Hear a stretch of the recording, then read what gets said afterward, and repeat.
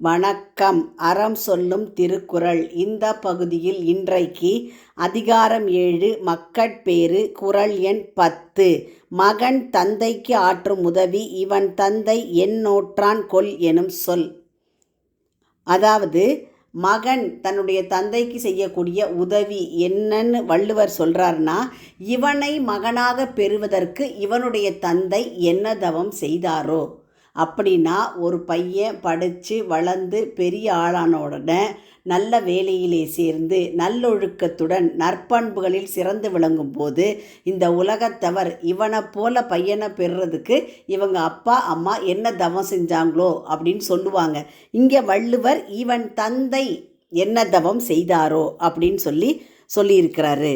குறளுடைய விளக்கத்தை பார்த்தோம்னா, மகன் தன் தந்தைக்கு செய்யத்தக்க கைமாறு இவன் தந்தை இவனை மகனாக பெற என்ன தவம் செய்தானோ என்று பிறர் புகழ்ந்து சொல்லும் சொல்லாகும். அப்போ அந்த அப்பா தன்னுடைய பையன்கிட்ட பணமோ பொருளோ எதுவும் கேட்கல. அவர் எப்போ சந்தோஷப்படுவார்னா, இவனை மகனாக பெறுவதற்கு இவன் தந்தை என்ன தவம் செய்தாரோ என்று ஊரார் புகழ்ந்து பேசும் பொழுது தந்தை மகிழ்வார் அப்படிங்கிறத வள்ளுவர் புலப்படுத்துகிறார்.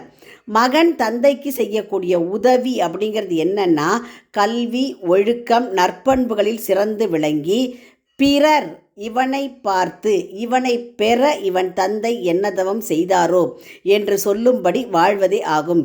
இதுவே தந்தைக்கு மகனால் கிடைக்கும் பெருமையாகவும் அவன் செய்யும் கைமாறாகவும் திருக்குறள் கூறுகிறது.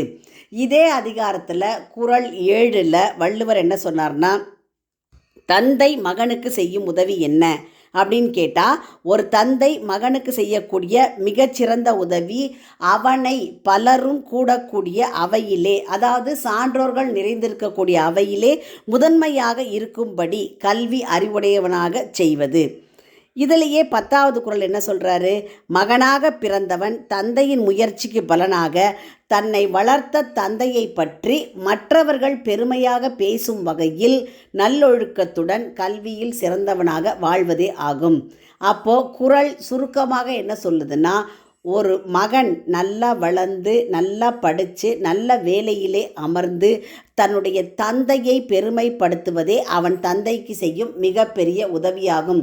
அப்படி நல்லா படித்து நல்ல பதவியில் இருந்து அப்படிங்கும்போது நல்லொழுக்கத்திலே சிறந்த ஒழுக்க சீலனாக விளங்குதலும் அவசியம் அப்படிங்கிறதையும் வள்ளுவர் முன்னாடி குறள் எல்லாமே சொல்லியிருக்கார். அப்போ அதே கருத்தை இங்கேயும் வலியுறுத்துகிறார்.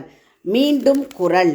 மகன் தந்தைக்கு ஆற்றும் உதவி இவன் தந்தை எந்நோற்றான் கொல் எனும் சொல். உங்கள் இல்ல குழந்தைகளின் மனதிலே தினம் ஒரு திருக்குறள் பதிய எங்கள் சேனலை சப்ஸ்கிரைப் பண்ணுங்கள், லைக் பண்ணுங்கள், ஷேர் பண்ணுங்கள், கமெண்ட் பண்ணுங்கள், சப்ஸ்கிரைப் பண்ணுங்கள். நன்றி.